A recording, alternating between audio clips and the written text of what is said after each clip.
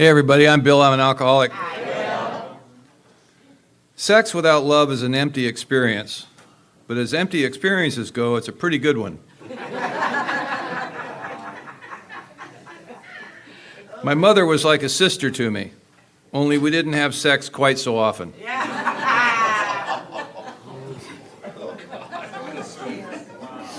I'd like to apologize for that one.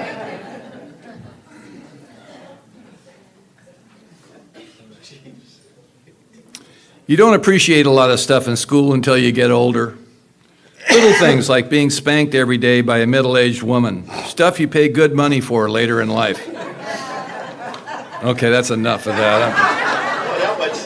Yeah. Because now we're talking about 10, 11, and 12, right? Getting spiritual.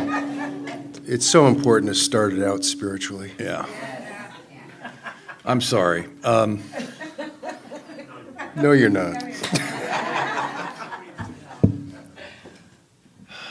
This has been a great weekend. Steve and I have had a really good time.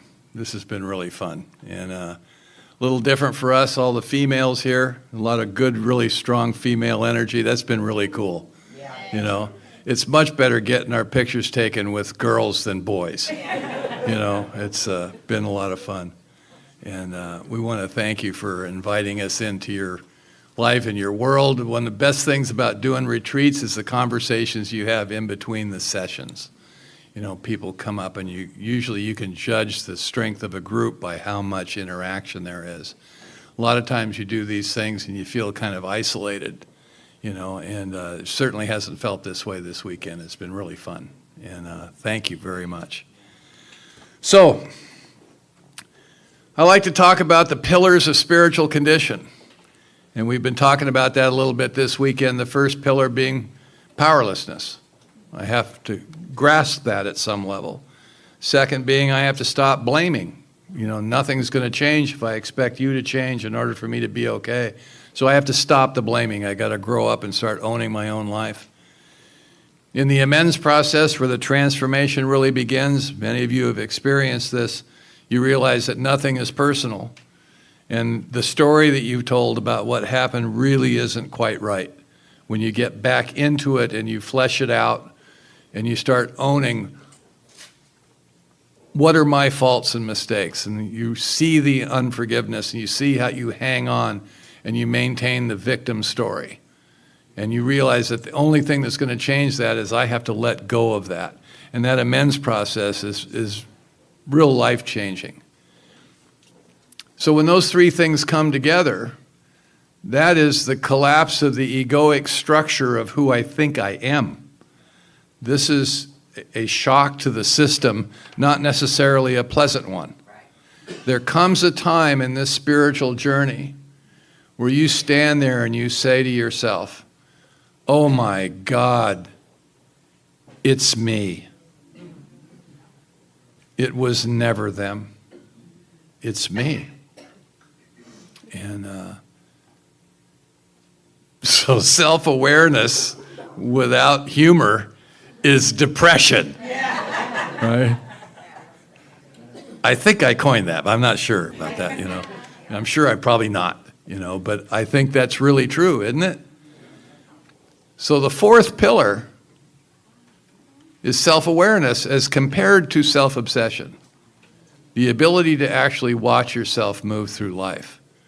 That's a real thing that happens.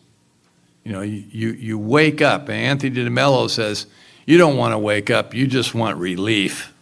You don't really want to wake up, because when you wake up, you stand there and go, oh my God, it's me. It's me. This self-awareness, in meditation, so I've said 1 through 9 is about 10% of the program. 10, 11, and 12 is 90%. It's where we live. This is where the real work starts. When you wake up and you see, now what? Now what do I do? If I want to come out of this thing, what do I do with this awareness? And the 10th step is about making amends in the present moment, right? It's like, I get it now. I get it's me. I walk down the street, I step on your foot. I turn around and I say, I'm sorry, excuse me, please, I'm sorry I stepped on your foot. You don't have to go down to the club and share about it at the noon meeting, write 3 pages of inventory, talk to your sponsor and 2 or 3 other people, chase the person down 2 weeks later and say, I'm sorry. You get it. I get it. It's me. It's not you, it's me. That changes everything. And in the 11th step, you can actually watch yourself think. I think, was it Amy that talked about, doing 11 and a half steps? My sponsor says, you can't stay sober on 11 and a half steps, right? And he's a little weird, though. And in meditation, you can watch yourself think. You can get quiet, sit, take some deep breaths, get some oxygen to the brain, and focus your mind on the breath coming in and out of your nose. And the ego that thinks it's me and has created this persona that it has to defend and protect, it doesn't like being in the present moment. There's nothing for it to do. In the present moment, there's never anything wrong. Everything is absolutely as it should be. It can't possibly be any different than it is because you're right here, right now. And in that meditation, your head and your butt are in the same place, maybe for the first time that day. Because there's a great Zen saying that says, when you're doing the dishes, do the dishes. And we're never doing that, are we? I'm doing the dishes if I do the dishes. I don't actually do dishes, but I'm thinking about something else. I'm not really present for whatever I'm doing. If I'm talking to you, I'm looking over your shoulder to see if there's somebody cooler I should be talking to. There's like stuff like that, and you catch yourself being that way. You suddenly notice this. So in meditation, when the mind wanders away from the breath, you notice that it has wandered away, and you gently bring it back to the breath. This is absolute conclusive proof, experientially, that evidently I am not my thinking mind. If I was, I couldn't catch it. What is it within me that can watch that thing think? Is there a separate consciousness or something? This is a very real experience, and it's very blue collar. It's not airy-fairy, weirdo, you got to sit there for an hour and a half, and not talk and breathe. And, you can just sit there, you can do this. It's very simple. And when this happened for me, when I really realized this is about 20 years sober, when I got sick and I was over there in Hawaii, my God. That's not me.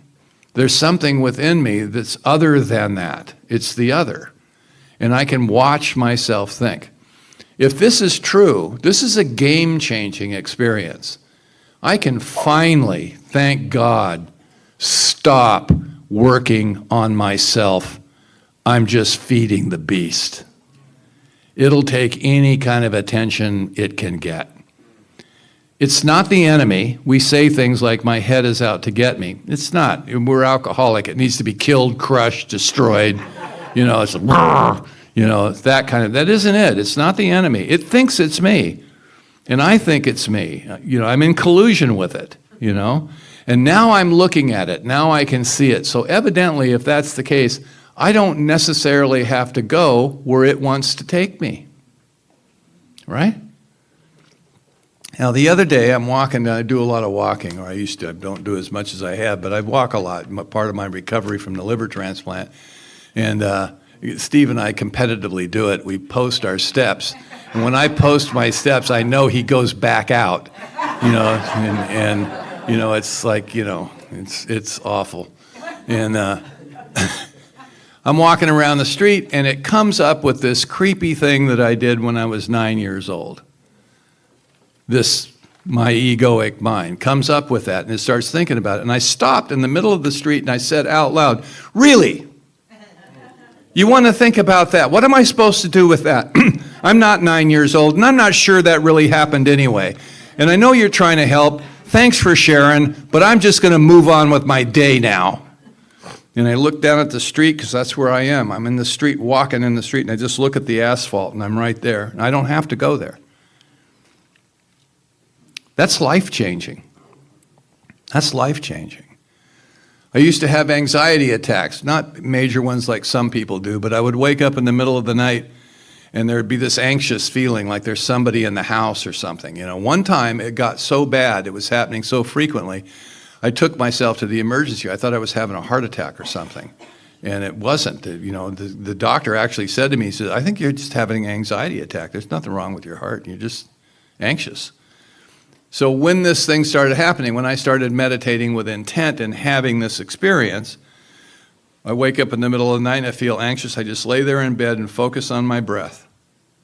And the next thing I know, it's the morning. That's life-changing. I don't have to be a victim of it. One of the books that I mentioned was The Power of Now. When I read that book on the airplane, he talks a lot about that. That's what motivated me to really look at it like that. And I continue to have that experience. I continue. You call me on the phone, I'm sitting in my office at home and I'm on my computer, right? And you call me and I'm talking to you. Am I actually talking to you, or am I playing a puzzle on the computer while you're talking to me?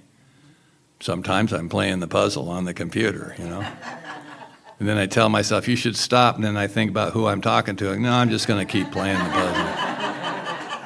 He just needs to unload, And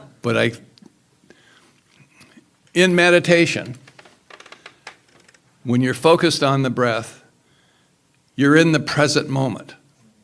And that present moment has a texture and a feel to it. It feels different than just everyday life. You're in that present moment. It has a feel and a texture to it. So during the course of a day, if I'm not in that present moment, I notice that. And I can return to it at will. One of the questions in here is, what's your daily practice? One of the questions in the Ask It basket, and I thought about that. And what it's morphed into, at 20 years sober, I gave myself permission not to be disciplined, because I am not disciplined by nature. I'm a bit better than I used to be. I mean, a lot of the procrastination has gone away, like some of us suffer from that. But I'm not disciplined. I'm going to get up at a certain time in the morning, right? Get up a little earlier and sit in a certain place and meditate for 20 minutes. Every day I'm going to make that decision. If I miss a day, I just quit, right? Very childish, very immature, but that's my nature. That's what I'm like. So at 20 years sober, when I really got serious about meditation, I gave myself permission not to be disciplined, to just do it every day, whenever it comes up. I'm not going to commit to 20 minutes. I'll just do it every day and see how long each time lasts.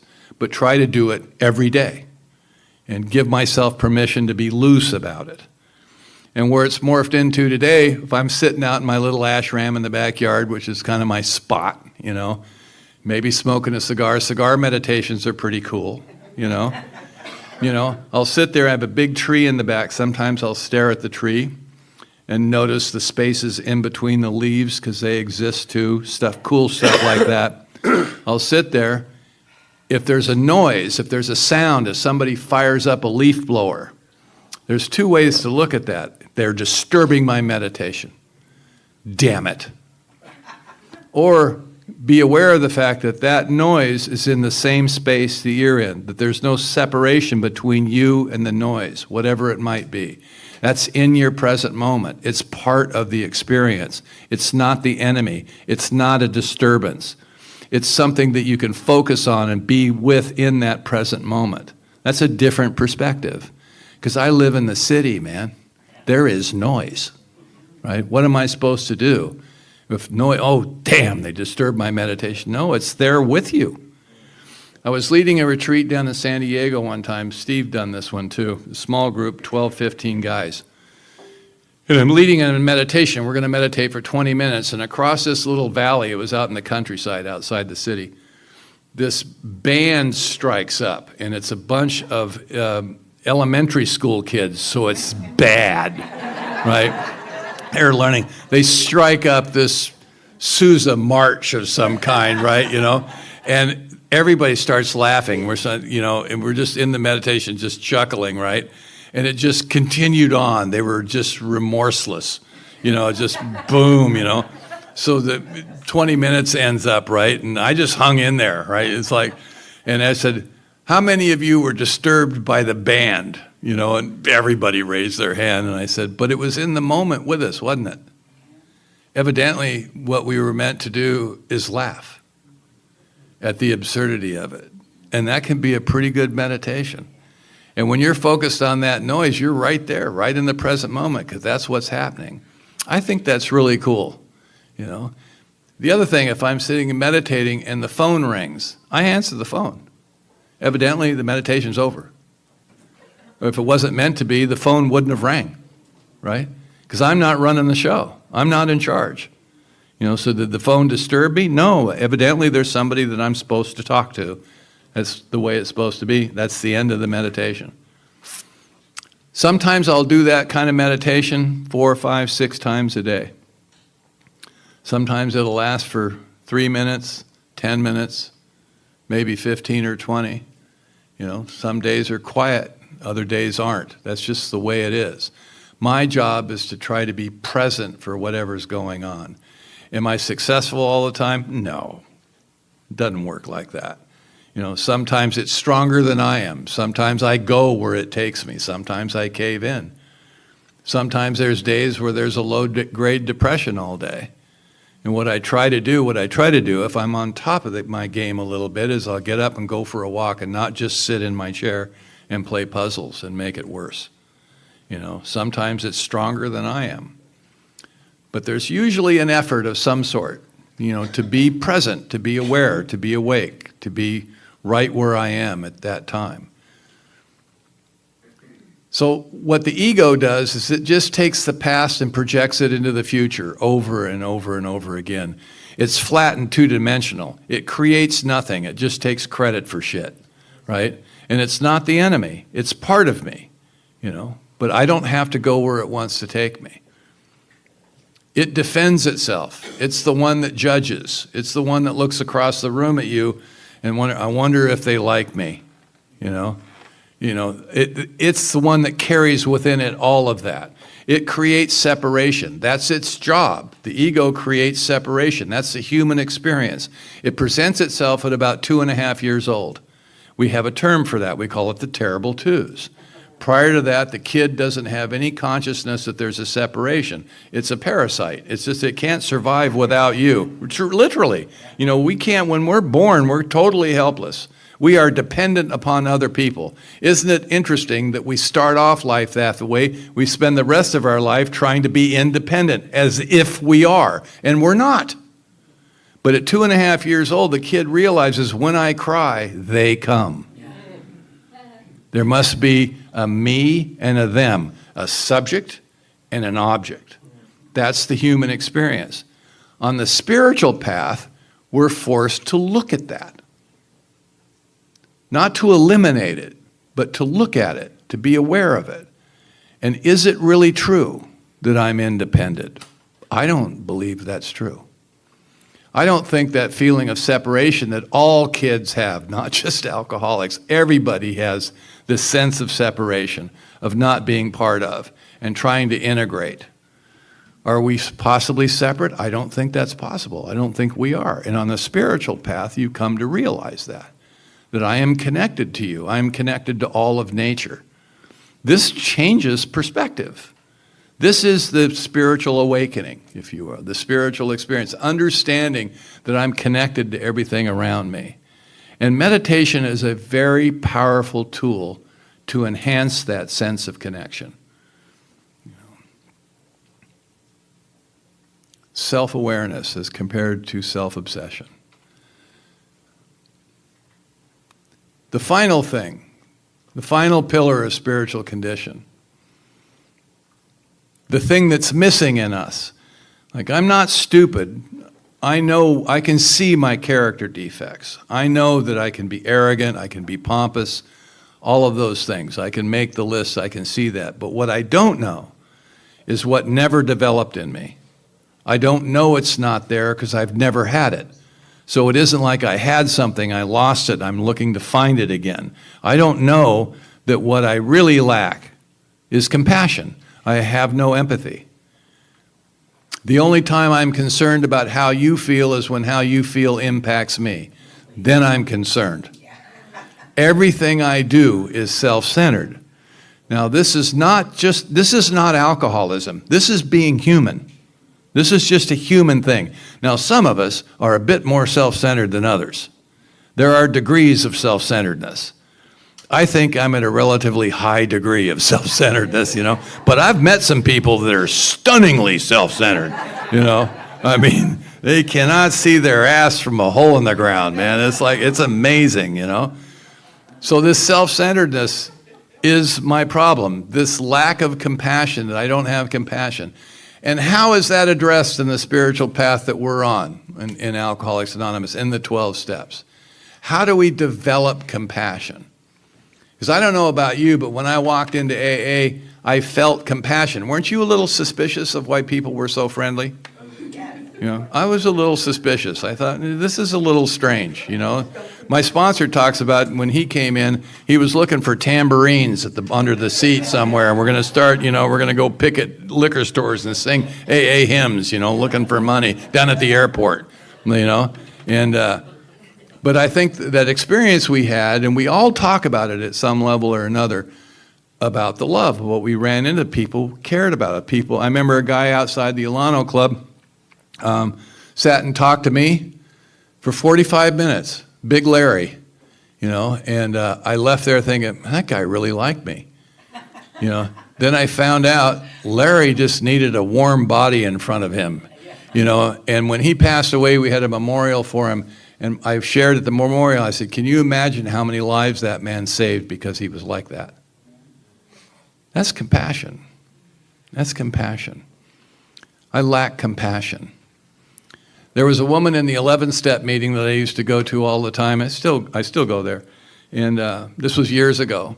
And she was a little weird. She was a little odd. She dressed weird. She kind of overdressed for everything. And she had this green dress that she always wore. And I have no idea how old it was. But her name is Catherine. And I just thought she was cool. I thought she was cute. I liked her, and she would share in the meeting, and it was a little tweaked. She was on the spectrum of some sort, And one night in the 11-step meeting, when I was realizing, I said, I don't have any compassion. People in that meeting would share about their dog dying or something like that, and I would be so embarrassed for them. What the hell is it? I don't want to hear about your goddamn dog, And I said this to this Lee Scantlin guy, and he looks at me, he goes, yeah, I wonder what they're getting away with, And I realized he was making fun of me. And I says, Bill, you just have no heart. He says, next time you're in this meeting, why don't you close your eyes so you can't see people? It'll eliminate some of the judgment, and see if you can just feel the emotion behind what they're saying. That changed my life. I realized, and when I shared in the meeting, I said, I have no compassion. I said, I'm missing something. I have no compassion. And this woman, after the meeting, Catherine, the weird one, came up to me and she said, you have compassion. I said, how do you know that? She says, I know you have compassion. You have compassion for me. And I realized that emotions are subtle. And I'm a drug addict, man. I want my cells to explode through the top of my head.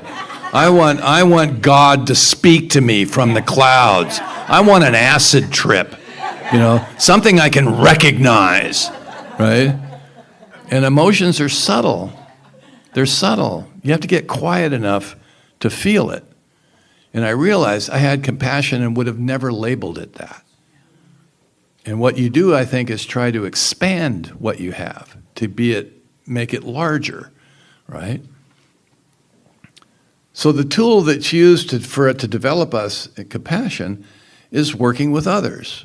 Some of us, especially in this room, talk about sponsorship. That's my job in AA. I feel that's my job in AA, is to be a sponsor and to be sponsored.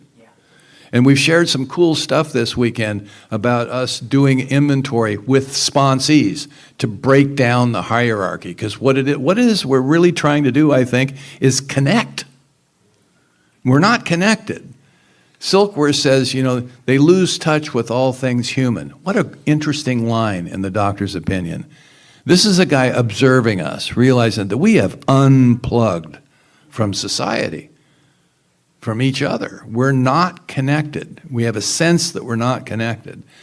So in the spiritual path, there's a reconnection that occurs back to when we were babies and we were totally dependent upon others. And now as we get older, it's happening again. We lose our eyesight, we lose our hearing, and we become dependent again. And we need people to care for us. I've been in that situation. Some of you in this room have been like that. You've been injured or sick, and you're in a hospital bed, and you're totally dependent upon these people that are caring for you.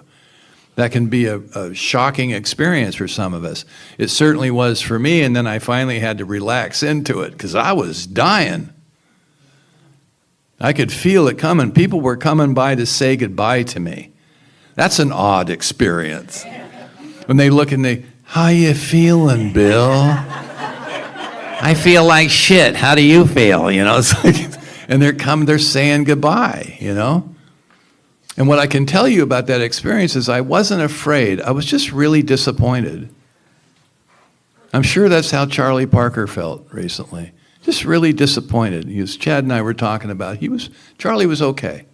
Charlie was okay. He had some faith. He had stuff, but you get disappointed.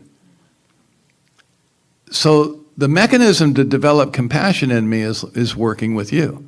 And I begin to exercise that compassion muscle. And what happens is you've invited me into your life. And my job is to go, not hold back, but go. And as the years have gone by, I've gotten better at going. I'm not afraid like I was before, like, I don't want to get too involved, right? And you just go. And in some of you, when you've asked me for help, I invite you into my life. And some of you come all the way in and come. Now, the way this has looked over the years as I've gotten older, about 20 years ago, 15 years ago, all the young kids started coming into the meetings in our area. And I'm sponsoring teenagers, and my initial response was, what's this about? They're too young. And I realized, it's me. When I was 17, I was in trouble. This is redemption. I'm talking to myself, right? And the other thing I realized that started happening is some of these kids see me as a father figure because they never had one. A safe uncle, maybe, And now it's grandfather figure, And I could feel that happening, and I thought, but isn't that sweet? Isn't that sweet? I have this guy that I've sponsored. He was 18. And he's 20 years sober now. He's 38, And I said to him one day, he was sitting in the ashram with me. And this is a kid that had been medicated since he was 8 or 9 years old and been in mental institutions. And he was diagnosed with everything. And he is weird. There's no doubt about that, But I find him intriguing. He's very intelligent. And one day in my ashram, I looked at him, I said, Josh, there's nothing wrong with you. You're not broken. Don't believe that. You're right where you're supposed to be. You're with us now. The war is over. You're fine. And to me, that was kind of a throwaway line. I just wanted to build him up. He still talks about that to this day, that I was the first person ever said to him, ever, that he was okay. And I'm not sure he really was okay, but I just thought, But I just love the kid. I just loved him. You ever felt that connection? Somebody comes up to you and you just feel connected to them. There's a guy right now that's new to me. He's been around AA a while, but he hasn't stayed sober. And he came over to the ashram and he told me that he was weird. And I looked at him, I go, yeah, I know. But I don't know. I feel attached to you. Do you feel any connection with me? And that stunned him. Because that's an intimate thing to say to somebody. I just looked at him and told him, I feel something. Don't you feel something? I feel it. And he was like bemused. at that, maybe a little scared, I don't know. But I just get like that. And what happens when you have some kind of self-awareness where you don't need to defend or protect yourself or put on a persona, you can speak to people like that. Because I'm not afraid of you anymore.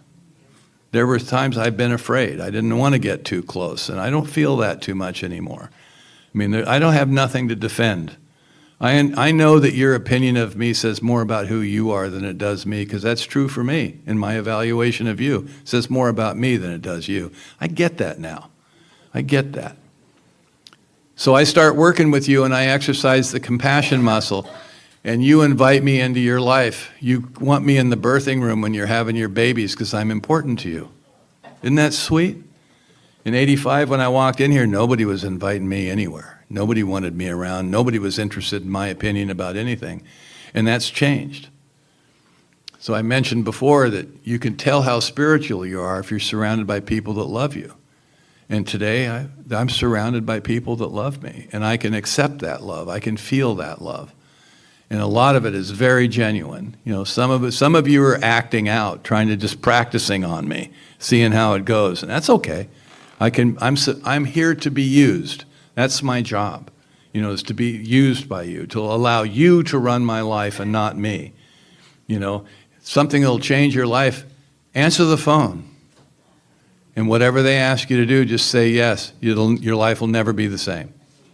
Do you have to do that all the time? It just depends. I don't know. But I've done that. I've just allowed myself to be used. And sometimes I find myself in very uncomfortable situations with people that I don't know and I'm not in charge. That's when change happens. Those experiences are what cause change within us. It's not intellectual understanding, it's actual experience. This whole thing is experiential. God is experiential. I used to hear people say, I want my own personal experience with a power greater than myself or with God. And I started asking people, what do you mean by that? I have my own personal experience. What does it feel like? And you get a couple of answers, and one of them is they get kind of upset when you ask them because they're just repeating something that they've heard. The other one is people that really have something have a difficult time expressing it. They'll talk about having a father or a brother or somebody, that's safety and stuff. But there's really something, you can see it in their eyes. There's some connection. And my sense of that, I think God by its very nature is impersonal. The ego wants to have its own personal relationship with God, one that's preferably better than yours, right? And I think there's a trap in that, right? This is just me. So I think for me, this term that we use for that, is by its very nature impersonal. That's all there is. There isn't a separation between me and it, right? And it's like I'm looking for something, like people talk about this hole, this God-sized hole that's empty. I don't think that's real. I think we've always had everything we ever need. We just can't see it. And my job is that self-awareness is to open up and to be able to sense and see it, feel the integration that has always been there, but this egoic thing blocks that from having. Now, you can see that in the world. You can see that in the separate religions that are warring with each other about who's right and who's wrong. Do you suppose that's a God thing? I find that difficult to accept, that one group would be better than another group. I think that's a human thing. I think that's an egoic thing. That's a nation thing. It's that kind of a thing. In the spiritual realm, I don't think that exists. And when you read the mystics and you listen to the mystics, they talk about the unicity of all things, the connectedness of everything. And we're all God's children, all of us, every one of us. That rings true for me. And I think it's an experience. And if I can stay out of the concept business, I have a better chance of actually having. So Steve says that Bill is having his personal experience with his impersonal God. That's probably true. I think I've said enough. Steve?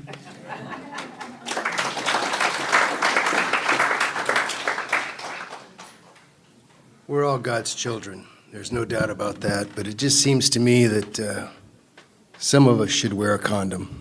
I don't know, it's just... As spoken by the Lamb of God.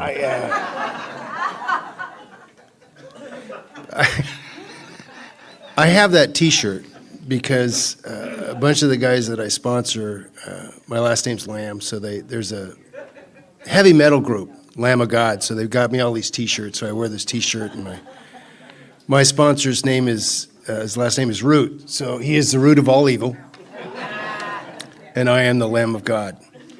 And I've learned compassion, and I love Bill Cleveland. And I'm not afraid to say that anymore. And when I was relatively new, my grand sponsor, Scott Redmond, used to end almost all his calls with, "I love you, goodbye." What the hell? You know, compassion, right? And when I was in Special Forces, I went through selection and assessment, and before you could actually be operational, you had to get screened by a psychologist and a psychiatrist. They'd ask you all these questions, a Minnesota multiphasic personality inventory. There's a couple of tests. They ask you things about like what you would do in certain environments, whether you'd shoot somebody or not shoot somebody. And you go through all this battery of examinations, and if you pass the examinations, then you go to a commander's board. Right, so these guys are asking me all these questions, a psychologist and a psychiatrist, and they're looking at me, and at the end of all the questions, the psychologist says, "Okay, at 1600, 4 o'clock p.m., you'll show up for the commander's board." So I looked at him and said, "Oh, so I'm okay." And the psychologist took his glasses down on the bridge of his nose, and he said, "Oh, Captain, you are not even close to okay. You're not even close to okay. You're just going to your commander's board." And what I realized later, because when I was in the Pentagon and I used to review all this stuff and we would determine whether some of these guys were going to have to leave the service, I realized and I saw in my evaluation that I was a borderline sociopath,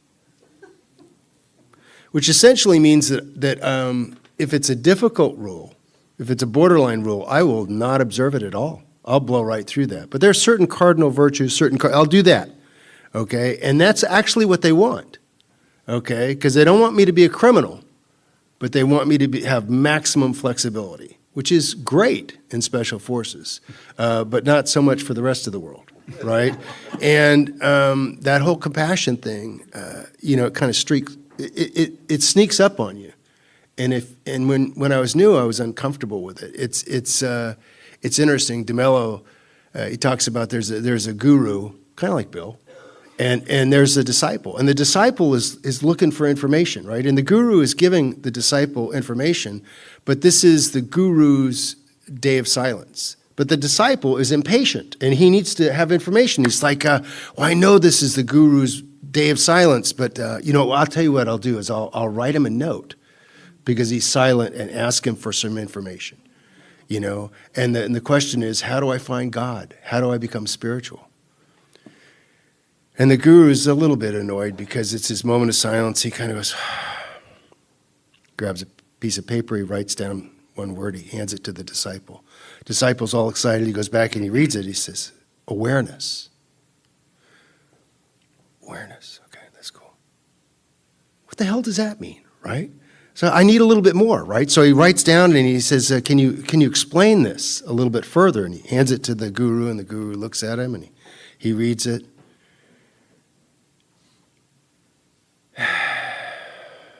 Takes a piece of paper and he writes, awareness means awareness.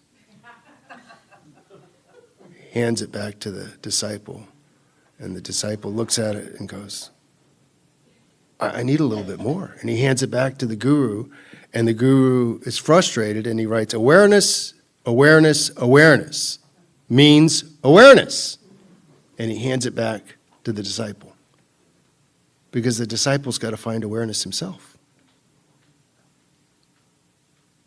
Because the great reality is deep within. Each of us, all of us. And when I'm new, that's, I want you to tell me what it is. Just tell me, damn it. Just tell me. Just let's get to the point. I remember I was talking to Michael, and I'm like, all right, okay, we're doing all this stuff, and we got the book out. I'm reading, and I go through 84 through 80. Okay, I read. Oh, got it. Okay, all right. I read all this stuff. Okay, the 10th step. I got the 10th step. The 10th step. I'm looking at the 10th step. Wow, it says continue 4 different times. Apparently, that's important. I'm supposed to continue to do this. That's where we boomerang back into 6 and 7 to find if we're really willing, and if we're really going to humbly ask. And the question is answered often by me, not right now, maybe a little later, but we continue. We keep working at it. And so I'm sitting there with Michael, and we're looking at all this stuff, and okay, what do I do? What do I say? And I'm looking at this, and I'm trying to figure this out. And we've got the 10th step, and then we've got this evening review. And by the way, sometimes people say, well, the evening review is the 11th step. That's different from the 10th step. And that's certainly correct in the book, okay? But I would ask the question, is there a functional difference? Because on page 86, it says, when we retire at night. When we retire at night. If you look at the original manuscript says, when you awake the following morning. That's a little different. And one of the things that I realized is that when I would retire at night and I would do my little evening review, it seemed like it was principally your fault.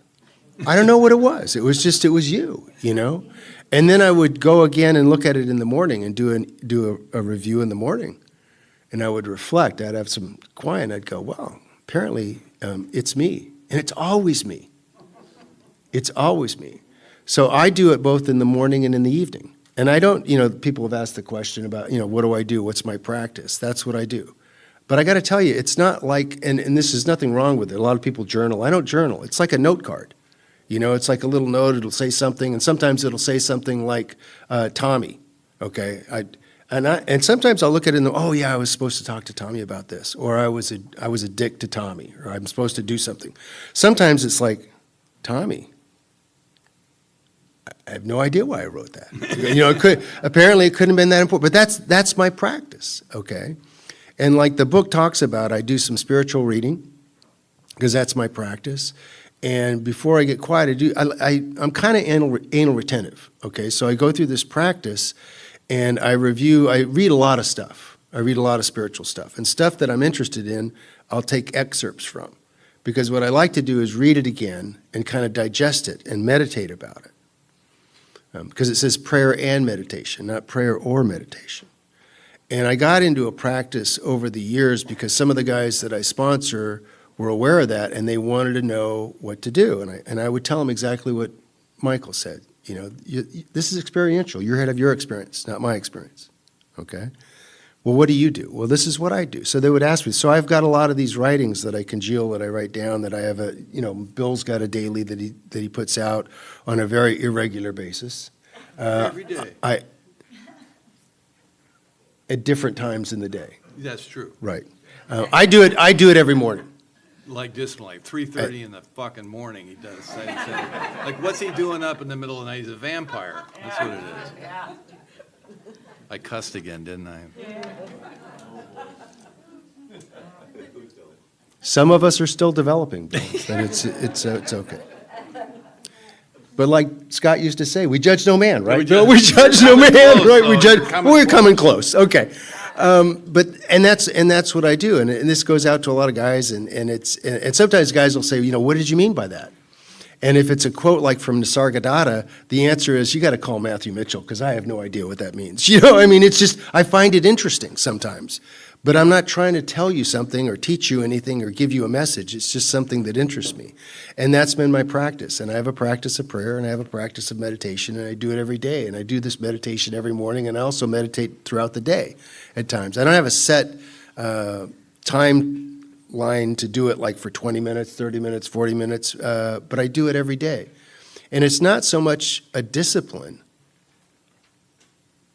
It's who I am and what I do. I don't even think about it anymore. It's just what I do, and that's the practice that I've gotten into. We talk a lot about awareness, and we talk about awakening and how we don't want to wake up. And DeMello talks about how we don't want to wake up. And there's a story that he tells that is just one of my favorite stories. And it's the story is about a guy named Jaime, and Jaime's dad is frustrated with Jaime because Jaime likes to sleep in, and Jaime's been asleep and he's not waking up, and Dad is going, Jaime, wake up! It's time to wake up. You got to go, Jaime. Let's go, Jaime. And I'm saying, oh, Papa, I don't want to get up. I don't want to. Wake up, Jaime. Wake up. You got to go. You got to go to school, Jaime. Wake up. And Jaime goes, oh, Papa, I don't want to go. I don't want to go to school. I don't want to wake up today. And Papa says, Jaime, why? And Jaime says, well, there's a couple of reasons. I'm tired. I'm bored. And every time I go to school and the kids make fun of me. I don't want to go to school. Jaime, you got to get up. I don't want to get up. I'll give you 3 reasons why you need to get up, Jaime. Oh, what is it, Papa? First, Jaime, you have to get up because it's your duty. Okay. Second, you're 40 years old, Jaime. Third, you're the headmaster of the school, Jaime. Wake up. Awareness without humor is depression. And that was coined by my friend, Bhagwan Bill. I got to tell you, I was in the ashram when he said that. I almost fell off the chair. God, it is beautiful. It is because it's true, and truth is truth, And but I'm thinking about this. I'm like, I'm talking to my sponsor about this. What do I do? How do I pray? Do I do it with my eyes open? Do I meditate? Do I cross my legs? Do I burn a little incense? Do I listen to a tape? And he would tell me, he says, look, you're here to have your experience, not my experience. You're here to have your experience. I'm like, all right, well, how do I have my experience? So I tried different things. I remember I was looking at a candle that wasn't working. I would listen to these I guess it were CDs of like the waterfalls and the ocean. I had to pee. I couldn't. I couldn't. It wasn't. So I couldn't get there. I knew I wanted to be here. I wanted to be present. I wanted to listen to the leaf blower, and as Bill would say, be one with the leaf blower. And I couldn't do it. And part of the problem was I needed to do the amends process. I needed to clear the channel. And after some period of time of just doing it repetitively, I got to a point where I got quiet. One of the guys that I really love, Scott used to do a lot of work with Bob B. And Bob B's, one of the practices that he liked was from a lady named Pema Chodron, a Buddhist nun. And she used to talk about how in meditation, you could see the thoughts. And you could just take a feather or a light brush and brush the thoughts away. So I tried that. Man, I'm just brushing. Nothing's happened. And I talked to Sandy Beach once about it, and he was laughing at me. Because all my teachers laugh at me. They all laugh at me. And he's like, he goes, Lamb, you're in the movie of your life. You can't get out of the movie. You think you're the director, you're not. You're not even the principal actor. Sometimes on a good day, you're a stagehand. Sometimes you're just observing the show. But you're in the show, you can't get out of the show. You're in the movie, you can't get out of the movie. You have 2 choices. You can either enjoy the movie or it can be like a horror movie. It's your choice. What is your choice? He said, now, if you take some time and you just sit there and you watch the show, if you watch the movie, if you watch the thoughts, eventually what will happen was the film will run out. And the film will turn to black. And God says, God is either everything or he is nothing. And perhaps he's both. And if you go to that place where God is both everything and nothing and you can fade to black, then you'll find peace. And that took me a long time, but I finally got there. And I remember the first time it happened, I was so excited. I got up the next morning and thought, man, I'm going there. I couldn't get there. Because it's not something that we can do. It's something that happens. We just have to avail ourselves of the experience, It's like Bill can't recreate the moment. when the wind came through over Hawaii. You just can't recreate it. I've sure tried, though. But you can experience it, you know? You can experience it. And that's how we experience God. When I was so frustrated with my sponsor, I would go, God, what do I just wanted to know what's going on. What do I do? And how do I do this? And again, he laughed at me and he said, he asked me a question. He said, Lamb, do you like music? I said, yeah, I like music. He goes, do you know anybody that doesn't like music? I said, no, I think pretty much everybody likes music. Everybody that I know likes music. I like music. He said, what kind of music do you like? I like blues and rock. That's what I like. I like to listen to blues and rock. And so Michael said to me, he said, well, if you were talking to somebody, let's say they were a sponsee or somebody that was trying to get some spiritual direction, and would you tell them that they have to listen to the music that you listen to? No, that doesn't make any sense. You like the music that you like. He said, precisely. That's exactly like God. That's exactly like Alcoholics Anonymous and the concept of God.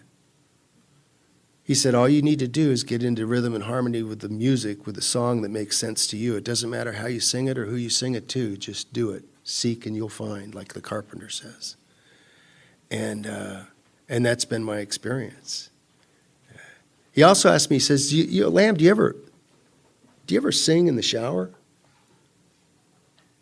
Well, that's kind of a personal question, but yeah, every once in a while. He goes, well, when you do that, do you always know all the words to all the songs? No, I make stuff up. He goes, exactly. That's God. Just go with it, and then that's been my experience. And I got to tell you, I've been blessed. I sponsor quite a few guys, and I've talked about this a number of times. I've got Protestants and Catholics, Catholics and Protestants, guys that have converted back and forth. Yeah, I got Buddhists, Hindus, Muslims. I got a guy that's Jewish. He likes Buddhism. He's a Buju. He calls himself a Buju. We're all good with that because this is Alcoholics Anonymous. We're not here to tell you what to do.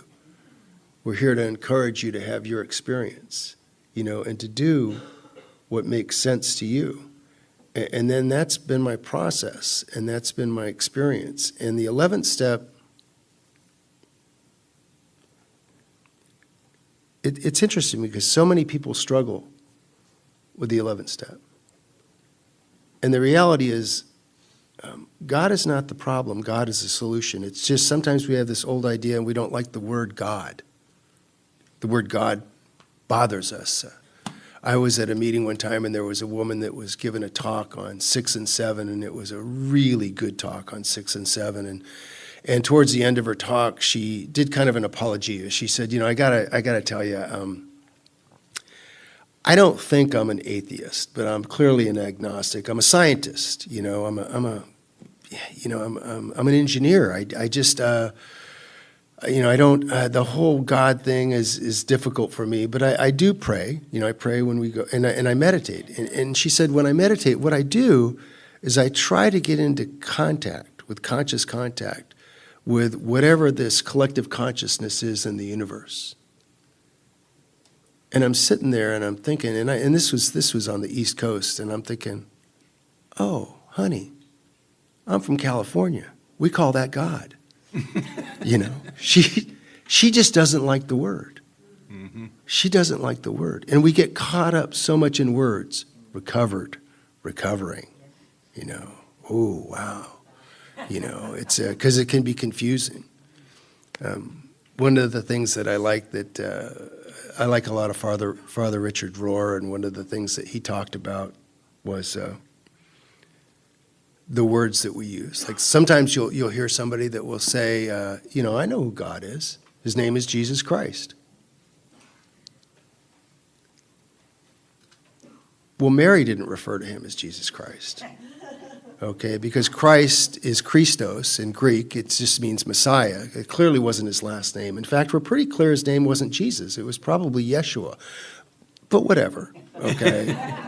We're not here to argue, and we judge no man, right? And We're coming because close. that's their experience, right? there was this guy, they referred to this guy as John the Baptist, John the Baptizer, who preceded the carpenter. And this is a guy that he like wore these, like I don't know what he wore, these animal skins. He was out in the wild. He ate locusts and honey. A very spiritual guy, and he was trying to bring people to the light, and he baptized Jesus. And one of the things that he used to say is he used to walk through the wild, at least according to the Bible, and say, repent, repent, repent. Well, as Father Rohr explained, he clearly did not say that because he didn't speak English. John didn't speak English. Okay.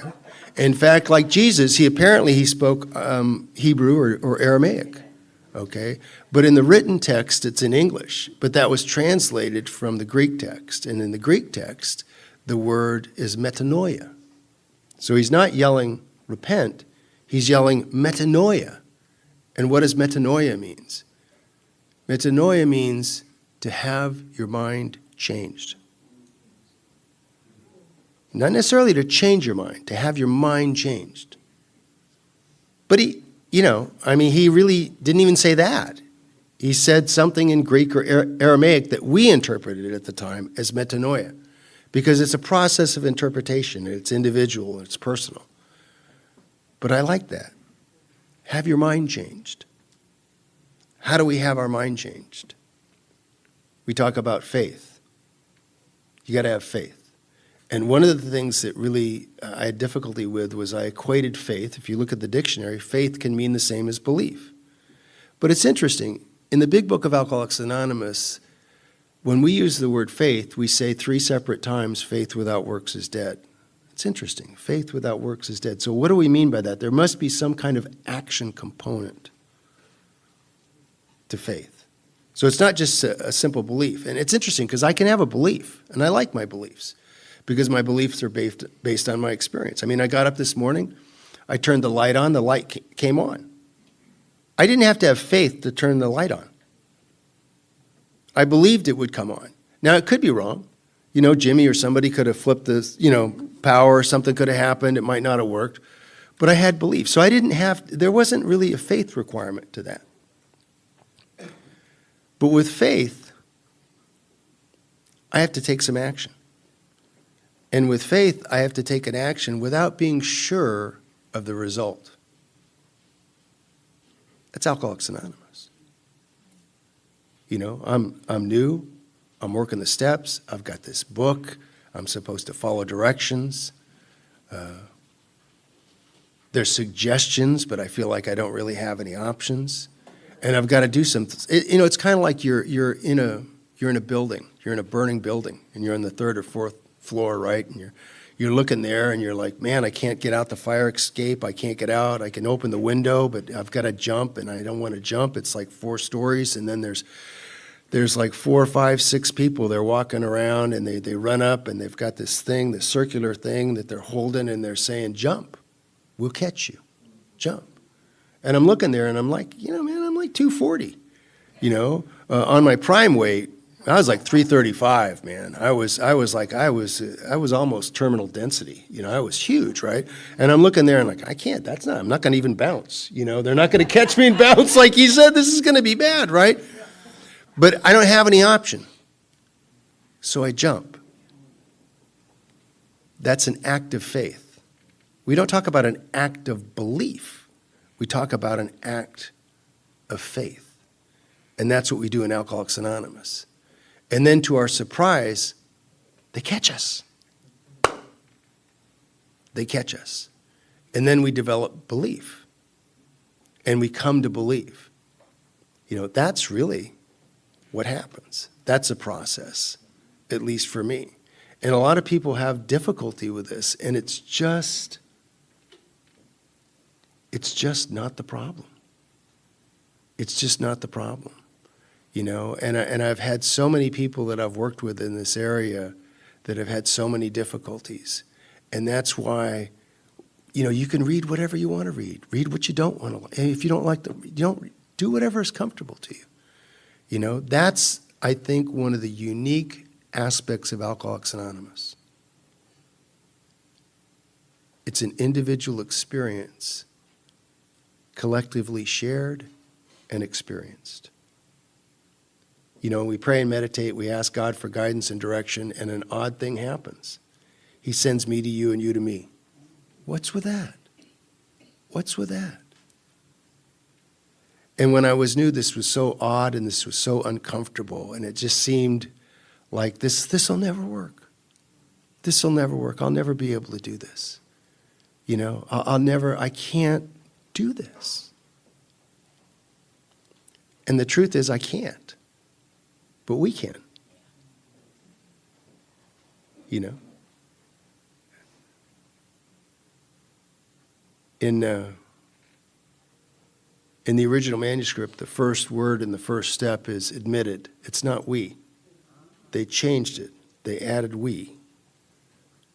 That's an important word. We. Because this is what we do. And while the book is designed to, I know anybody can read the book and do the work, but this is what we do together. That's why we read it together. That's why we go through this together, because we have this shared experience. You know, and we continue, like it says in 10, because this is what we do. And after you've done this for a while, I think if you look at it, you'll realize that even though we talk sometimes about God disciplines us, that's what the book says, because we're undisciplined. God disciplines us. But when does it happen? When was the moment? Can you pick the moment? I can't pick the moment. It's just who I am now. It's just what I do now. It's become part of who I am, you know, and that's why we talk about these men and women that are no longer with us, because they're still with us. They've become infused in who we are. And that's Alcoholics Anonymous. And if you're wondering where you're at, you're on holy ground. You're on holy ground. This is all where the good work happens, you know? And it's done with some really weird people, okay? It is done with some really weird people. But that's where the good work happens. Do you want to do anything else, Bill, or do you want to take a break? And I'd like to tell a quick story. yeah, please. I sponsored this guy, Al, Big Al, Oh, gosh. surfer dude from the South Bay. Big, dumb guy. He was just- you know, But he judges no he man. was part of the surfing history. He was one of those guys. And he got sober, and I was sponsoring him, and I was probably 3 years sober. And he died a few years ago. He had a brain tumor. It was really sad. And anyway, I sponsored him for a long time, and he fired me a couple of times, but nobody else would take him on, so he had to come back to me. He was a piece of work. But when I was 3 years sober, he was taking care of his mother, who was kind of an evil woman. She wasn't a nice lady, and she was dying. And he would come and talk to me about what was going on. They didn't have the insurance and stuff, you know, and so he was popping her hip back into place and changing her diapers. And I was like awestruck by this, you know, I like, wow, you know, and he would come, he would talk to me. He was over at my house all the time. He's the guy that went to my daughter's graduation when she went to high school, because he was always at the house, Big Al, skulking around. You know, you'd turn around, there he'd be, you know, it was like an interesting dude. And I loved him. And anyway, his mother got really sick and ended up in the hospital, and she was dying in the hospital. And so what he would do, this is before cell phones, he would come to my house and he would leave my phone number with the people at the hospital in case something happened, and he'd be at my house. And one day he's standing in the kitchen and the phone rings and it's the hospital, and I give it to him, and he's standing, he goes, they say it looks like she's dying. And he's, I got to get there. I got to go there. And he's standing there and he's not leaving. And I know what he wants, and I do not want to go. You know, people will tell you, I mean, I'm just your sponsor. There's limitations. I didn't get raised by those people. You know, you just go. And I really didn't want to go. I was afraid. I'd never seen anything like that. I'd never been around anything like that. I didn't know this guy very well, really. If you look at the scheme of things, he'd only been in my life for a couple of years, you know. So, and finally I said to him, I said, do you want me to go? And he said, would you please? And so I went. I have no idea what to do. This is one of these situations. I have no idea what I'm walking into. I've got fear and apprehension about it, and I think I'm in way over my head. I don't know what to do. And we walked into that hospital room, and she's hooked up to monitors, and she looked awful. It was really creepy. And I walked in that room, and there was a chair, and I sat down in the chair. He's pacing the floor, and I closed my eyes, and I had no spiritual practice, I'm just like, I'm trying to make a name for myself in an anonymous organization, All I've got is ego, man, and none of this spiritual foo-foo stuff you've been hearing this weekend. I'm just there, thinking scared, like, what am I going to do? And I closed my eyes and I said a prayer, because you get reduced to prayer and meditation. There's nothing else to do. There's no one else to ask. So I said something along internally, just, please help me. I don't know what to do. And this feeling, I had one of those experiences, that feeling came over me that everything was okay, that there was really nothing wrong. Everything's fine. It just was a feeling. It wasn't a thought. It was a feeling. And I opened my eyes and I said to Al, I said, come over here and sit down. There was a chair next to me, and he sits down, and he's a big guy like me, but he's a big carpenter, right? So he had big, gnarly hands and stuff, calloused hands. And I said, here, hold my hand. I told him, I said, Al, there's nothing wrong. Everything's okay. This is the way it's supposed to be. And he's holding my hand really tight. He's really got a hold of it like this, because he's scared, And I said, let's say a prayer. And I said some prayer. I don't remember what it was I said. But when I said this prayer, holding this man's hand, I could feel his hand relax in my hand. That's intimacy. And I miss it all the time, But I remember that experience. That was very real. I could feel him relax. And he just trusted me. And I had no idea what I was doing. Nothing. All that just came from heart. It's like you're in that space, you don't know what to do, and you just react and respond.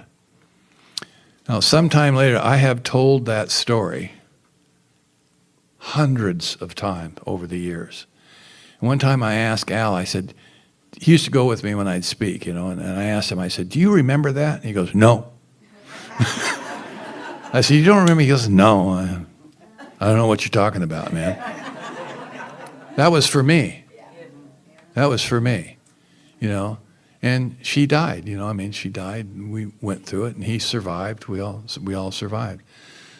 That's how it works here. It's experiential.